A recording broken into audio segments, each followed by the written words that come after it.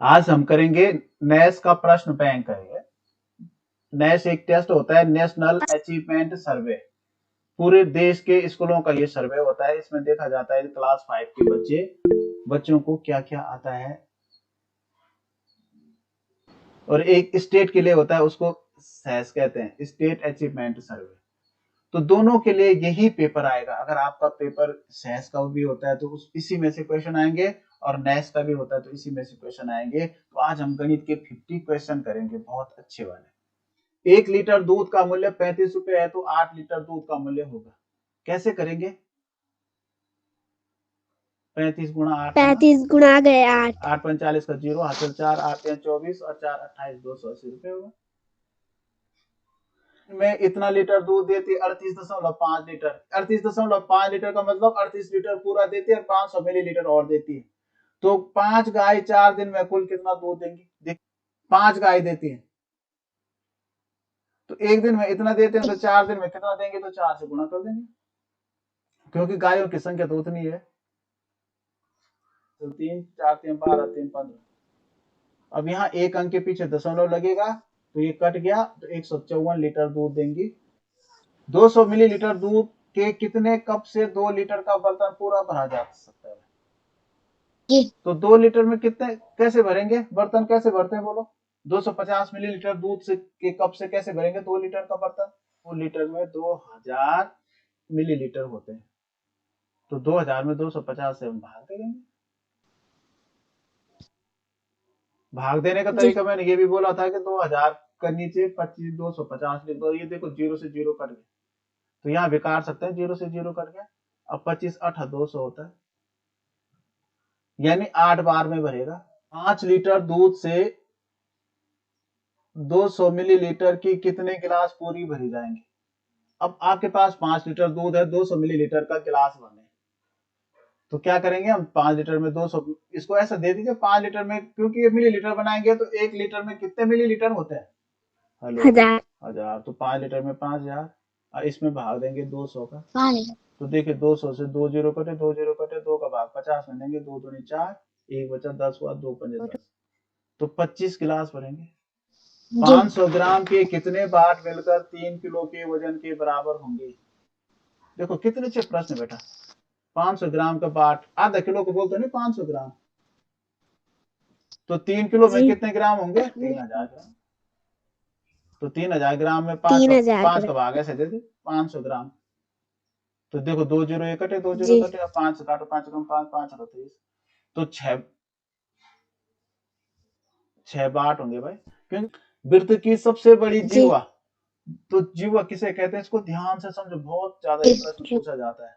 ये वृत्त है, वृत्त के भीतर जो भी हम लाइन खींचते ये जीवा है। सारी लाइन ऐसे में खींचो, चाहे ऐसे में खींचो, तो इसमें एक लाइन सबसे बड़ी होती है जो बीचों बीच होके जाते हैं, केंद्र से को छू करके जाती है, तो यही सबसे बड़ी जीवा होती है, इसको कहते हैं व्यास। क्या कहते हैं? वृत्त की त्रिज्या का मान होता है, तो त्रिज्या कितनी होगी? व्यास के बराबर होगी, कि व्यास का आधा होगी, कि 1/4 होगी, कि परिधि का आधा? तो ये मैंने बोला कि व्यास सबसे लंबी होती है, इसका आधा होती है त्रिज्या, तो व्यास का आधा। वृत्त की अर्ध परिधि का सूत्र।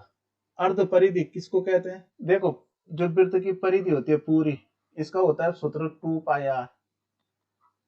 अर्ध परिधि मानी आधा, तो इसका आधा करेंगे तो इसमें गुणा 2 कर 1/2 करेंगे तो 2 से देखो 2 कट गया, तो पाई आर बच गया, तो पाई आर होगा अर्ध परिधि चक्राने के लिए, क्योंकि 2πr होता है पूरी परिधि। 4 भुजाओं से घिरी बंद आकृति जिसमें आमने सामने की भुजाएं बराबर व समांतर हों और वह आकृति नहीं है, कौन सी? देखिए कितना अच्छा प्रश्न है। 4 भुजाओं से घिरी बंद आकृति जिसमें आमने सामने की भुजाएं बराबर व समांतर हो, बराबर और समांतर, बराबर और समांतर। तो आयत की भी होती है, जो समांतर चतुर्भुज होता है उसके भी समांतर होते हैं। समांतर चतुर्भुज ऐसा होता है, इसके आमने सामने की भुजाएं बराबर होती हैं और समांतर होती हैं। मतलब समांतर का मतलब ये कभी नहीं मिलती हैं। वर्ग की भुजाएं भी आमने सामने की समांतर होती हैं और बराबर होती हैं। वर्ग की तो चारों भुजाएं बराबर होते हैं, लेकिन आमने सामने की भी तो बराबर होंगी तब। समलंब चतुर्भुज होता है लगभग ऐसे आकृति का होता है। तो देखो इसका जो आमने सामने की भुजाएं है ना, ये बराबर समांतर नहीं है, क्योंकि अगर आगे बढ़ेंगी भुजाएं तो ये मिल जाएंगे आपस में। जो समांतर भुजाएं होती है वो कभी मिल ही नहीं सकती जीवन में, कहीं भी आगे बढ़ा दो। त्रिभुज की तीनों भुजाएं बराबर हो तो ऐसे त्रिभुज को कहते हैं। बताओ बेटा, जिसकी तीनों भुजाएं बराबर होती है उस त्रिभुज का नाम क्या होता है? समबाहु। संभाव समबाहु कहते हैं। निम्न में से किसका परिमाप सबसे कम है? देखो इसका परिमाप निकालो तो 5 5 5, इसको जोड़ देंगे तो 15 हो गया। इसको निकालो तो इसको जोड़ दो, 4 और 3 7 और 7 और 5 12 हो गया। इसको जोड़ो तो 3 और 2 5, अब 1 6 हो गया। इसको जोड़ो तो 4 और 4 8 और 3 11 हो गया। तो सबसे कम किसका है? आकृति 3 का है कि नहीं है? सर मैंने तो भेज दिया। हाँ ठीक है, जिसने भेज दिया। अब देखो भाई, आयत का परिमाप 20 सेंटीमीटर है, चौड़ाई 4 सेंटीमीटर है, तो आयत की लंबाई। बहुत अच्छा प्रश्न है ये। परिमाप दे रखा है, परिमाप मतलब चारों भुजाओं की माप, और चौड़ाई दे रखी है 4 सेंटीमीटर। तो 4 सेंटीमीटर यहां से है तो यहां से भी 4 ही सेंटीमीटर होगा। तो 20 परिमाप है, तो 20 में से हम क्या करेंगे? 4 और 4 8 तो हो गए। 20 में से 8 कम कर दो। 2 चौड़ाई हम कम कर देंगे ना, ये एरिया। तो 20 में से 8 गया 12। तो 12 किसकी लंबाई हो गई? इसके और इसके दोनों की। तो इसमें हम फिर 2 का भाग देंगे तो 2 छक्का 12। जी। तो इसका मतलब इसकी जो लंबाई होगी वो 6 सेंटीमीटर होगी। तो अब 6 यहाँ होगी, 6 ऊपर हो गई 12। एक आयत की लंबाई उसकी चौड़ाई से दुगनी है। लंबाई जो है चौड़ाई से दुगनी है। आयत की चौड़ाई 5 सेंटीमीटर है, तो जब 5 सेंटीमीटर चौड़ाई है तो इसकी दुगनी है, तो इसका मतलब 10 सेंटीमीटर लंबाई हो गई। तो आयत का परिमाप होगा, तो परिमाप कितना होगा? कैसे निकालते हैं हम परिमाप? पहले हम लंबाई और चौड़ाई को जोड़ देते हैं और उसको 2 से गुणा कर देते हैं। जोड़ते हैं और गुणा 2 करते हैं। 15 गुणा 2 तो बराबर 30 सेंटीमीटर। वर्ग का परिमाप 64 सेंटीमीटर है, तो उस वर्ग की भुजा। तो जब परिमाप दिया हो तो भुजा कैसे ज्ञात करते हैं? 4 एकम 4, 2 24, 4 छक्का 24। भाग देंगे 4 का कि नहीं, क्योंकि चारों भुजाओं का जोड़ है ना 64। तो भुजा 16 सेंटीमीटर होगी। आयत का परिमाप एक वर्ग के परिमाप के बराबर है। देखो परिमाप एक वर्ग है और एक आयत है, दोनों का बराबर है। परिमाप क्या है? बराबर है। आयत की लंबाई 6 सेंटीमीटर, चौड़ाई बराबर 4 मीटर, 4 सेंटीमीटर है, तो भुजा का होगी। देखो भाई, वर्ग की भुजा ज्ञात करनी। आयत की लंबाई दे रखी है 6 सेंटीमीटर, चौड़ाई दे रखी है 4 सेंटीमीटर, क्योंकि दोनों का परिमाप बराबर है। तो पहले हम क्या करेंगे? परिमाप किसका ज्ञात करेंगे? आयत का। तो 6 और 4 को जोड़ देंगे और गुणा 2 से करेंगे, तो 6 और 4 10 हो गया, गुणा 2 आयत तो बराबर 20 सेंटीमीटर हो गया। क्योंकि इसका परिमाप जो है 20 सेंटीमीटर हो गया आयत का। ठीक है ना? तो इसी के बराबर जो है वर्ग का परिमाप है। तो इसका मतलब इस वर्ग का परिमाप भी कितना है? 20 सेंटीमीटर। नीचे लिखना, वर्ग का परिमाप बराबर 20 सेंटीमीटर। दोनों का परिमाप बराबर है। अब इसमें क्या करेंगे? हम 4 का भाग देंगे भुजा ज्ञात करने के लिए। 4 पंजे 20। ठीक है ना? तो इसका मतलब इसका जो भुजा होगी 5 सेंटीमीटर होगी। आयत का परिमाप का सूत्र। आयत का परिमाप कैसे निकालते हैं? लंबाई गुणा चौड़ाई ऋण चौड़ाई। लंबाई गुणा क्या? 2 गुणा लंबाई ऋण चौड़ाई। लंबाई धन चौड़ाई, 2 गुणा लंबाई धन चौड़ाई की लंबाई गुणा चौड़ाई। बताओ इनमें से कौन सा? 2 गुणा लंबाई धन चौड़ाई। तो लेकिन लंबाई धन चौड़ाई यहाँ कोष्ट में बंद कर देना, गलत लिखा हुआ है। इसमें कोस्ट जी। कोस्ट इसलिए लगता है कि पहले हमने जोड़ना है भाई, नहीं तो पहले हम गुणा नहीं कर देंगे। अगर हम कोस्ट नहीं जी। लगाएंगे, अगर किसी कोई आयत है, ध्यान से देखो, इसकी लंबाई 5 है, चौड़ाई 3 है, तो अगर हम इसको ऐसा लिखेंगे 2 गुणा लंबाई धन चौड़ाई, तो हम पहले गुणा नहीं करेंगे, इसमें पहले जोड़ेंगे थोड़ी, हम तो पहले गुणा करेंगे, पहले गुणा होता है तब जोड़ होता है, तो ये गलत हो जाएगा। 5 दूनी 10 हो गया, 10 और 3 13 हो जाएगा, नहीं होगा। लेकिन अगर हम इसको ऐसा लिखेंगे 2 गुणा लंबाई धन चौड़ाई, तो इसमें क्या होगा, पहले हम जोड़ेंगे, तो 5 और 3 8 और 8 दूनी 16 हो जाएगा, तो देखो अंतर आ गया। इसलिए कोष्ट होना जरूरी है। 8 का परम मित्र अंक बताओ भाई, परम मित्र 8 का क्या है? परम मित्र वो होता है जो 10 पूरा करता है, तो 8 में 2 जोड़ के 10 होते हैं, तो इसको परम मित्र कहते हैं भाई, याद रखना। 8 का परम मित्र क्या है? 2, क्योंकि 8 और 2 10 होता है। किस संख्या का परम मित्र अंक उसी संख्या के समान होता है? किसका परम मित्र मतलब परम दोस्त उसी के बराबर होगा, तो 5 का होगा, 5 और 5 10। 7 का एकाधिक करने पर प्राप्त संख्या, 5। तो 7 का एकाधिक करेंगे तो 8 मिलेगा। 8। किसका एक न्यून 6 होगा? एक न्यून माने एक कम, किसका एक कम 6 होगा, तो 7 का होगा, 7 का एक कम 6 होगा। 7। संख्या 27 में इकाई के अंक 7 का एक न्यूनैन पूर्वेण करने पर प्राप्त संख्या क्या होगी? इकाई के अंक 7 का एक न्यून माने एक कम पूर्वेण करने पर प्राप्त संख्या। अब पूर्वेण का मतलब इसके पूर्व का, पूर्व का मतलब इकाई के पूर्व जो है 2 है, तो 2 का एक कम करेंगे तो 17 हो जाएगा, 2 की जगह 1 हो जाएगा, तो आंसर ये वाला होगा। 5 का एकाधिक वैदिक में प्रदर्शित करते हैं। एक अधिक कैसे करते हैं? किसी भी संख्या का एक अधिक जो ऊपर एक बिंदु लगाते हैं, तो इसका सही होगा पहला वाला। जी। एक दीवार 5.5 मीटर ऊंची है, उसे 8 मीटर तक बढ़ाने के लिए कितनी और बढ़ानी पड़ेगी? तो क्योंकि इसको 8 मीटर तक बढ़ाना, तो 8 में से कम करो, लेकिन 8 में से कैसे घटाएंगे? 5.5, क्योंकि 8 के आगे दशमलव 0 रख देंगे, अब 10 में से 5 गया 5, यहाँ 7 बचा, 2.5 और चुनाई करनी पड़ेगी इसमें 2.5 मीटर की। राम की ऊंचाई श्याम की ऊंचाई से दुगनी है। देखो यहाँ पे ध्यान से समझो, राम की ऊंचाई ज्यादा है, तो यहाँ पे राम लिख दो ऊपर, दुगनी है तो इसका मतलब इसके आता है श्याम, ऐसे, ठीक है ना।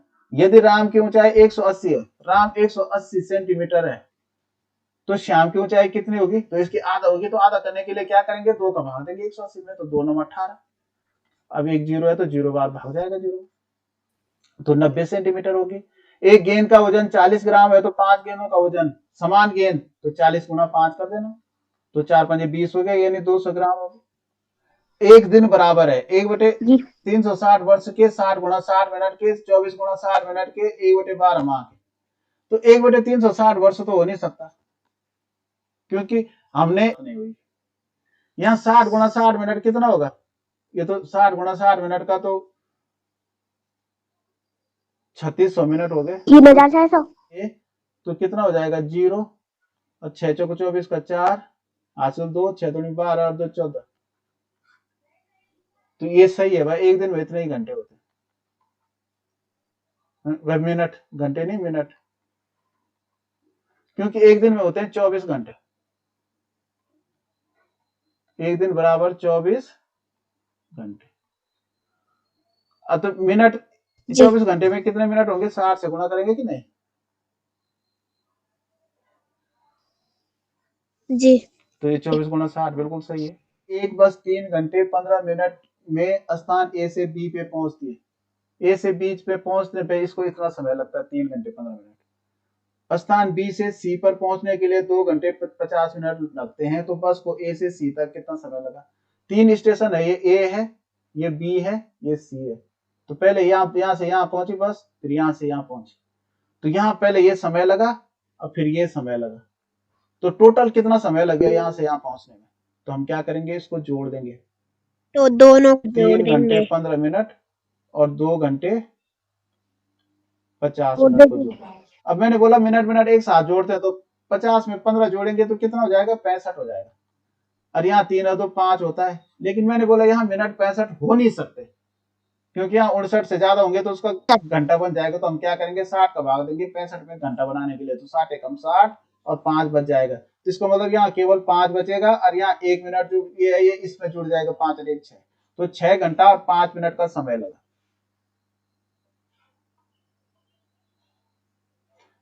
एक बस सुबह 6:15 पर उदयपुर से चलकर सुबह 8:10 पर खेरवाड़ा पहुंचती है, तो बस की उदयपुर से खेरवाड़ा पहुंचने में लगा समय ज्ञात कीजिए। 6:15 पे उदयपुर से चले 8 बजे पहुंचे, तो हम जब पहुंचते हैं उसको क्या करते हैं, ऊपर लिखते हैं। 8:10 को ऊपर लिखेंगे, उसमें से घटाएंगे 6:15। तो मैंने बोला एक साथ घटाते हैं, पहले 10 में से 15 नहीं जाता तो हम यहाँ से जी 1 घंटा यहाँ लेंगे, तो यहाँ 1 घंटा लेंगे, तो यहाँ 10 का बन जाएगा, क्योंकि यहाँ जब 1 घंटे का यहाँ आज मिनट वाले खाने में आता तो 60 मिनट होते हैं, तो 60 में 10 और जोड़ो तो 70 हो जाएगा। अब 70 में से 15 घटाओ, 10 में से 5 गए 5, और यहाँ 6 में से गए तो 55, यहाँ बच गए 55 मिनट, और यहाँ ऊपर 7 बच गया, 7 में से 6 गया, तो 1 घंटा 55 मिनट का समय लगा। है का मान किसके बराबर है, 23 गुणा 6। तो यहाँ देखो 20 धन 23 गुणा 6, क्योंकि ये 20 धन 23 कोष्ट में बंद है, तो पहले हम इसको 20 धन 23 ही करेंगे, तो 23 गुणा 6 ही होगा, तो ये बिल्कुल सही है, इसी के बराबर है, इसी के समान है। ठीक है ना। अब जी अच्छा ये यहाँ और भी है, यहाँ हो सकता है औरों के समान भी हो। दूसरा देखिए 20 और 3 23, इसको जोड़ेंगे तो 23 हुआ, गुणा 10 में से 6 गया तो 6, हाँ इसके समान भी है। 10 में से 4 गया तो 6, 23 गुणा 10 तो यहाँ 23 है, गुणा 10 ऋण 4, तो यहाँ 10 ऋण 4 पहले करेंगे क्योंकि पोस्ट में है, तो ये 23 गुणा 6 इसी के इसके समान भी है, तो इसका उत्तर होगा उपयुक्त सभी। निम्न सममित आकृतियों में सर्वाधिक सममित जी रेखाएं किसमें होंगी। सबसे ज्यादा सममित आकृति हम किसकी बना सकते हैं, रेखाओं से। सममित कहते हैं कि जो जिसके दो हिस्से करेंगे तो समान दिखेगा। जैसे मैं इसके बीच में सीधी रेखा मारू, इसके बीच में अगर मैं सीधी रेखा मारूं तो इसके दो टुकड़े होंगे तो ये समान होंगे। इसके बीच में अगर मैं दो सीधी एक रेखा मारूं तो इसके दो टुकड़े होंगे समान होंगे। इसके बीच में मारूं तो दोनों टुकड़े समान दिखेंगे। लेकिन कितनी रेखाएं मार सकते हैं, इसमें देखो हम ऐसे में भी मार सकते हैं तो ये समान दिखेंगे। इसका हम ऐसे में भी कर सकते हैं त्रिभुज का, तब ये समान दिखेंगे दोनों। कई तरह से कर सकते हैं, ऐसे में कर सकते हैं, ये तब भी समान दिखेगा। लेकिन सबसे ज्यादा सममित रेखाएं किसमें होंगी, तो सबसे ज्यादा जो सममित रेखाएं होंगे ना वो वृत्त में होंगी भाई, क्योंकि इसको हम कई जगह से बराबर भागों में बांट सकते हैं, अनंत रेखाओं अनंत तरह से बांट सकते हैं, दोनों एक जैसा ही दिखेंगे। कुछ समझ में आया कि नहीं आया। जी सममित का मतलब होता है जो आया। दो हिस्से करने पे एक समान दिखते हैं। तो सबसे ज्यादा सममित रेखाएं इसमें होंगी, इसमें कैसे भी मार दो सब जगह से समान दिखेगा वृत्त। सबसे कम सममित रेखाएं कौन सी आकृति में खींची जा सकती हैं, तो सबसे कम किसमें खींची जा सकते हैं बोलो। त्रिभुज को अगर हम दो भागों में बांटेंगे तो पहले हम इस भाग के टुकड़े करेंगे तो एक सममित यहाँ बन सकता है, इस भाग के टुकड़े करेंगे तो यहाँ बनेंगे, यार इस भाग में, इसमें केवल हम तीन ही हिस्से से सममित कर सकते हैं। ठीक है ना। अब बाकी इसको ऐसे में भी सममित कर, कहाँ गया यार, इस सीधे नहीं पड़ रहे जी इसको हम ऐसे में भी देखो दो बराबर भागों में बांट सकते हैं, ऐसे में भी बांट सकते हैं दो बराबर भाग, ऐसे में भी बराबर भागों में बांट सकते हैं, ऐसे में भी बराबर भागों में बांट सकते हैं। इसको भी हम ऐसे में भी बांट सकते हैं, ऐसे में भी बांट सकते हैं, दो बराबर भागों में ऐसे में भी बांट सकते हैं, ऐसे में भी बांट सकते हैं। तो जो सबसे कम बटेगी वो त्रिभुज बटेगा। वृत्त तो हजारों जग भागों में बांट सकते हैं, हजारों बार जो है दो भागों में बांट सकते हैं। जी वर्ग में सममित रेखाओं की संख्या, वर्ग को हम कितने सममित ढंग से कर सकते हैं,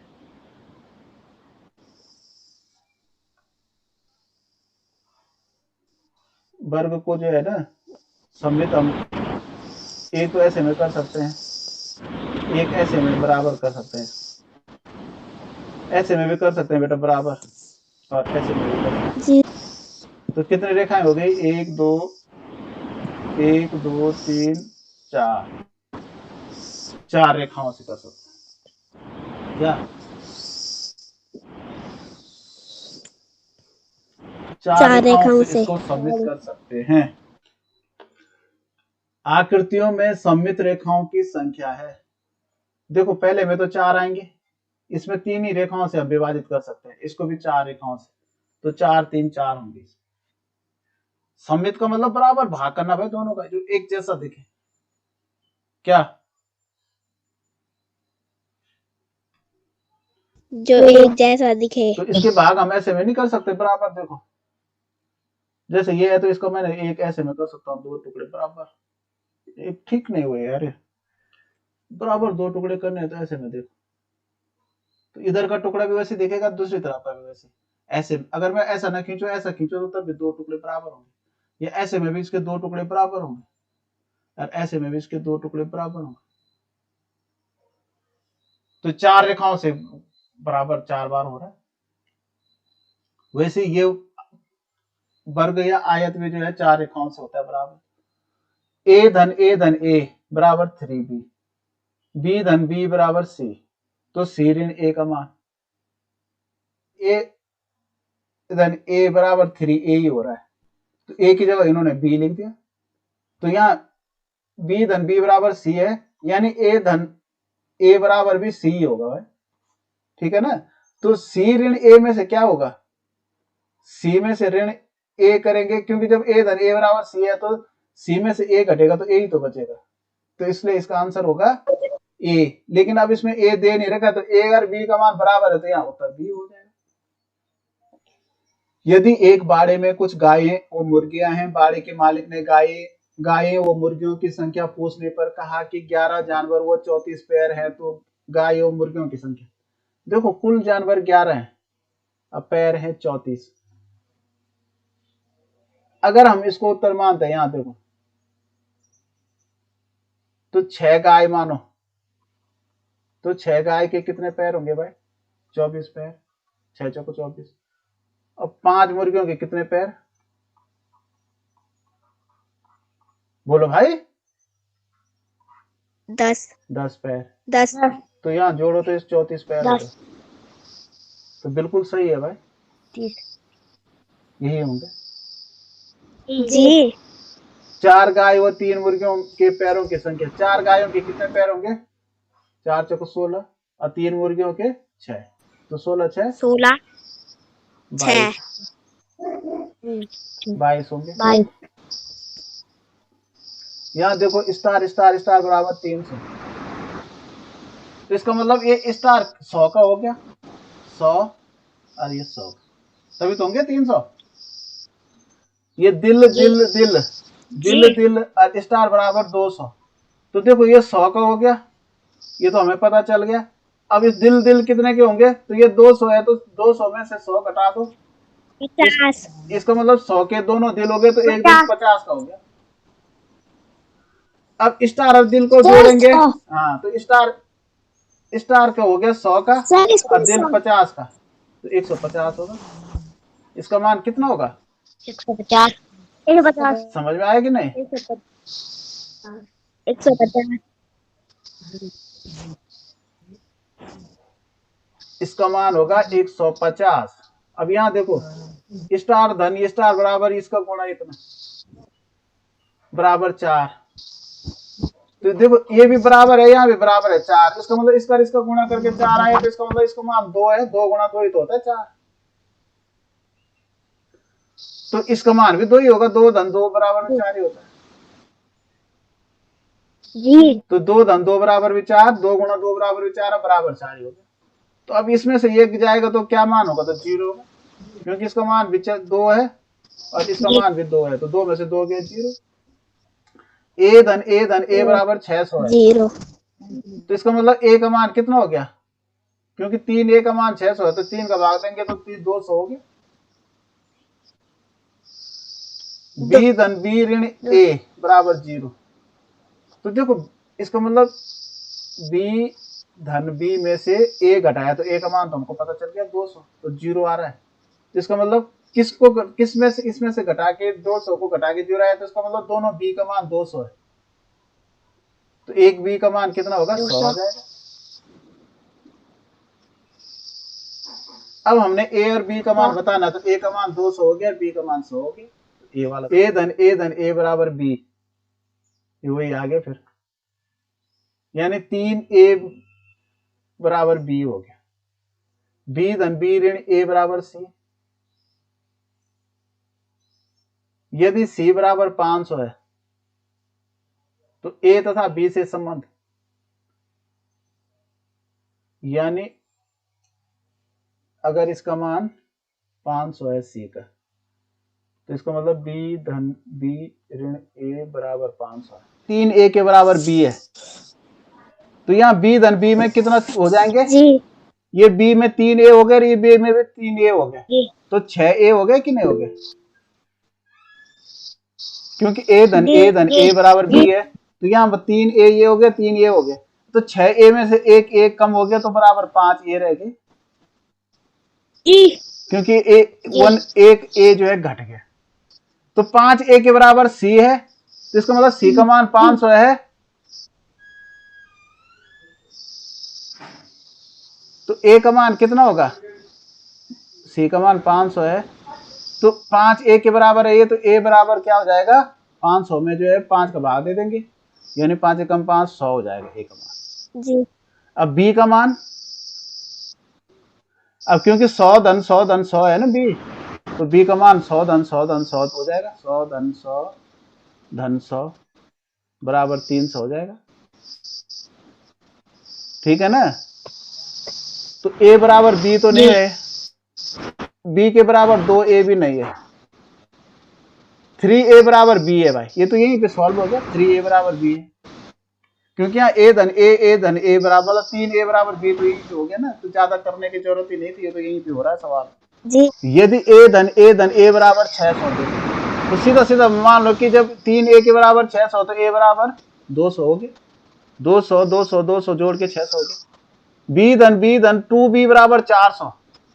अब देखो यहाँ कितने हो गया, b धन b 2b हो गया, तो इसका मतलब 4b हो गए, तो 4b बराबर 400 है, तो b बराबर 4 का भाग 400 में 2 तो 100 हो गया, तो a गुणा b का मान, तो a का मान 200 हो गया, अब गुणा b जो है 100 हो गया, तो 2 एकम 2 हो जाएगा और 4 जुड़ा जाएंगे, यानी 20,000 हो जाएगा। कोई कठिन था नहीं था, थोड़ा कठिन तो था और तुम्हारे समझ में नहीं आया।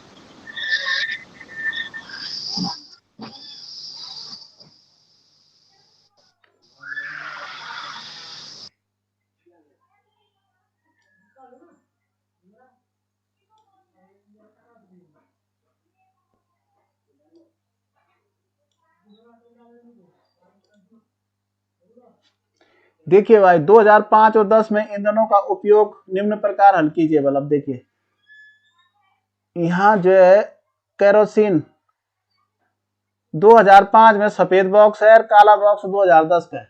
केरोसिन मिट्टी तेल को बोलते हैं, यानी यहाँ जो है 20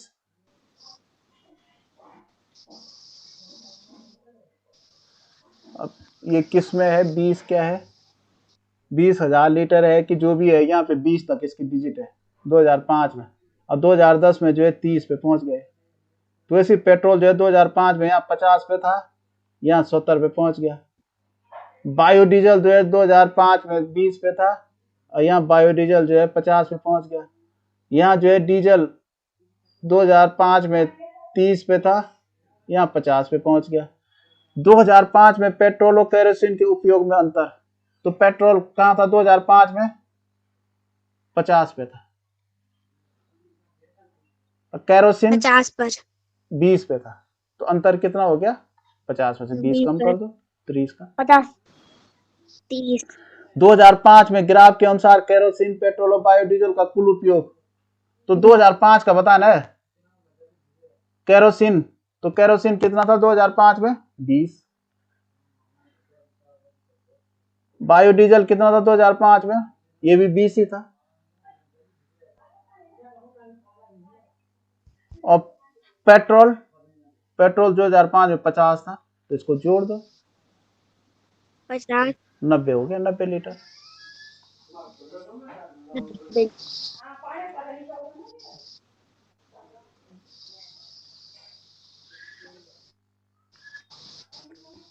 अब 45 से देखो, किस ईंधन का उपयोग 2005 और 2010 में मिलाकर सर्वाधिक हुआ?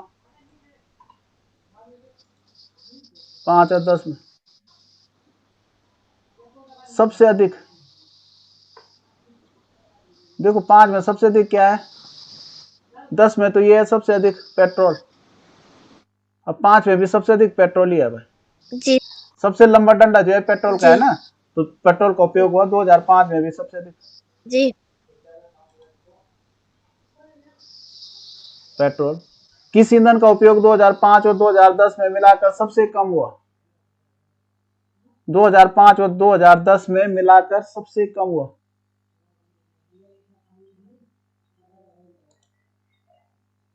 दो 2005 का भी मिलाना है, 2010 का भी मिलाना है।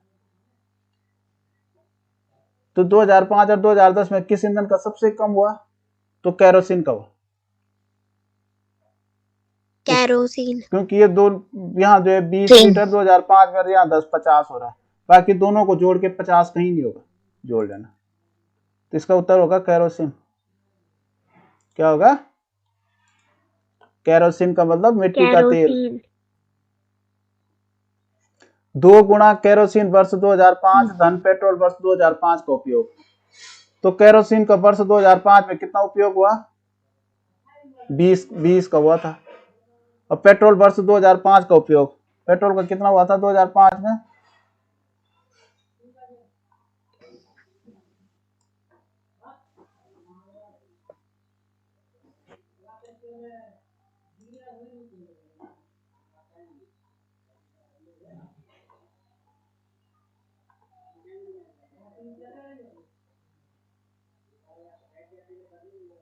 दो 2005 में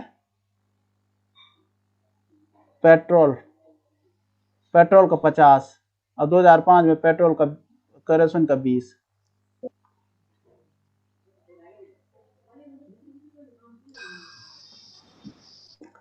तो 2005 में पेट्रोल का हुआ था 20 और धन 2005 में पेट्रोल का हुआ था 50 और गुणा 2 बल, पहले गुणा 2 भी करना है, तो 50 20 70 हो गया, 2 गुणा 70 कितना होता है? 140। तो ये हो जाएगा, अच्छा ये हो जाएगा 2 गुणा 20 धन 50। ये वाला सही है, पहला वाला पूरा सॉल्व नहीं करना था, ठीक है ना। किस ईंधन का 2010 और 2005 में अंतर सर्वाधिक है? तो 2010 और 5 में सर्वाधिक अंतर किसका है?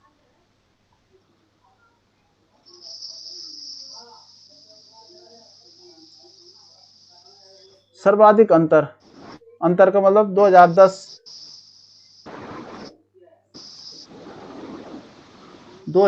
और 2005 में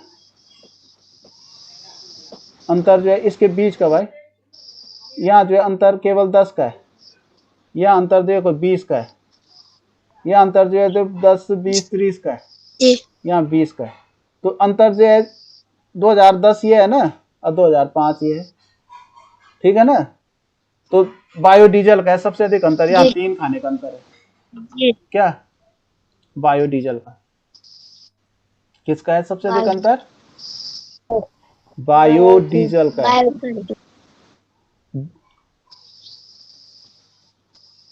फिर यहाँ है 2 गुना पेट्रोल वर्ष 2010 बायोडीजल वर्ष 2010 का उपयोग। तो पेट्रोल और बायोडीजल 2010 का, 2010 का पेट्रोल और डीजल, बायोडीजल कितना है?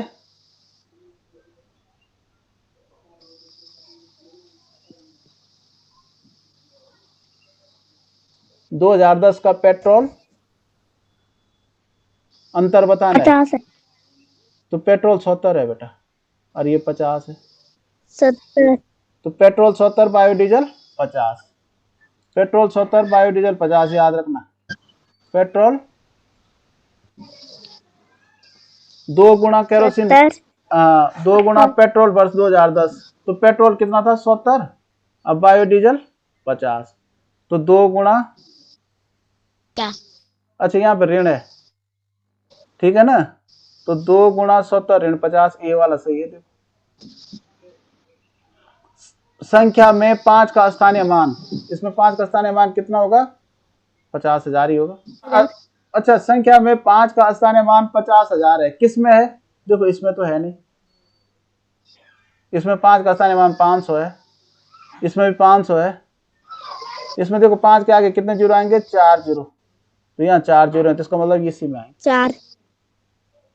51वां भी कर देंगे, सबसे बड़ी जी। संख्या है, तो इकाई दाई सैकड़ा हजार, 7,310, 19,876, 70,596, 78,356, क्या है सबसे बड़ा, ये वाला है। तो आपकी समझ में आ गया होगा, आया, तो ये सवाल मुझे को कितने बजे तक करके भेजोगे बताओ, इसको मुझे हल सॉल्व करके भेजना। ओके।